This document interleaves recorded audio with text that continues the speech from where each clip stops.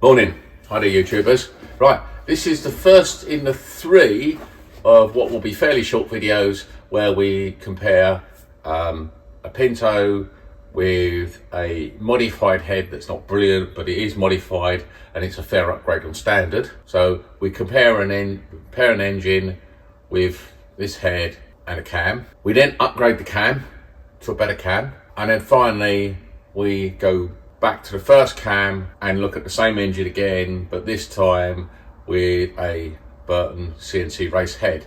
Now, why the test? Well, the test was by accident. Basically, I set out to test a whole bunch of cams, and part way through the test, the original cylinder head cracked, so we had to change head.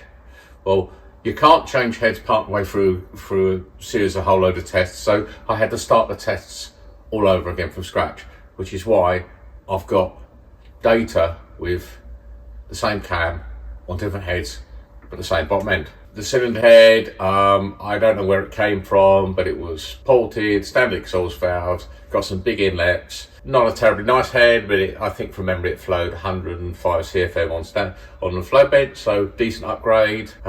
The engine itself was our 2.1 dyno mill. You know the story by now, 2.1 litre, full track right pistons, big valve cutouts, standard crank, and a set of long steel rods from BURTON's. So let's cue baseline run. As a quick run on the dyno, the engine for all these tests was equipped with 45 DCOEs, 38 chokes, and a small bore Ashley 421.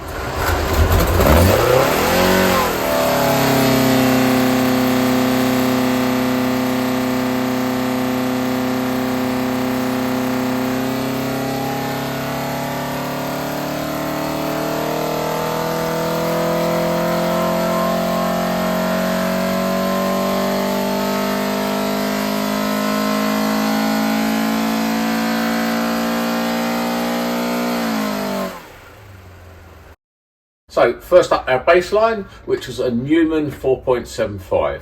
Now some people say it's identical to a Kent RL31, some people say it isn't.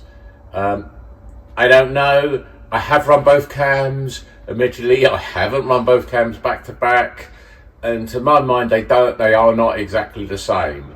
But it could just be I ran them in different engines, slightly different days, different spec, which slightly different timing, which is why I didn't see the same thing. But anyway, so first up cam, our baseline is a NEWMAN 4.75, and on this we pulled out a respectable 162 brake horsepower and 152 pound-foot of torque.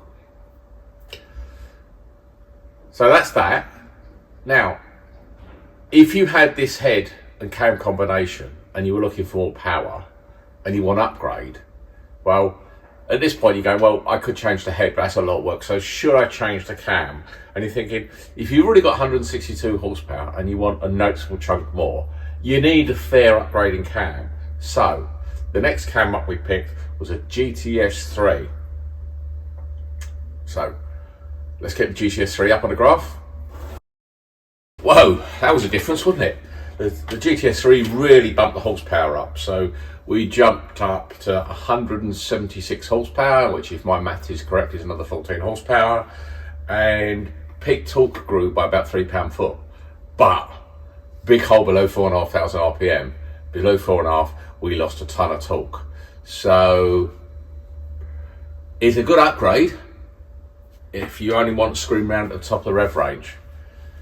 But what if we went back to the original cam and stuck in the 4.75 NEWMAN back in? Right, cue another graph. Wow, that's a difference. So here, where we've upgraded the head and we've gone back to the original NEWMAN 475 cam, we've picked up another horsepower above and beyond what the GTS3 gave us, and we've picked up a couple of pound-foot of torque, and we've got all the bottom end we started with. So in this instance, the only place we've lost out with the better head and original cam combination is at the very top of the rev range. At the very top of the rev range, the poorer head and the GTS3 won.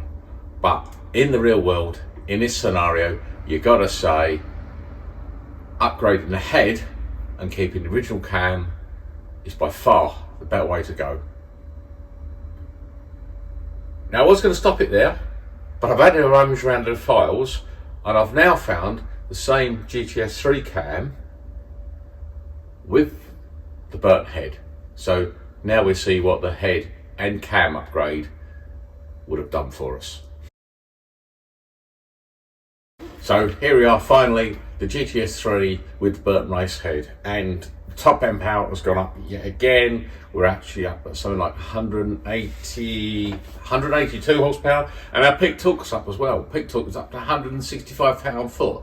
Now, what's interesting is the combination of the GTS 3 and the full race big valve head has certainly hurt the bottom end below sort of 4,000-ish. We're in a hole, but really that cam is not intended to be working down there, and I suspect what's happening is that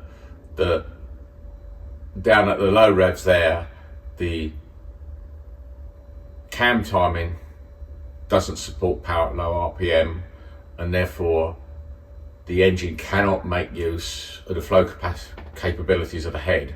So the net result is we've got a big loss of torque low down. Which do you go for? Well, I don't know. That's for you guys to decide. You know what to do? Like, share, subscribe. I'll catch you on the next video where we test some more cams and more heads. See you later.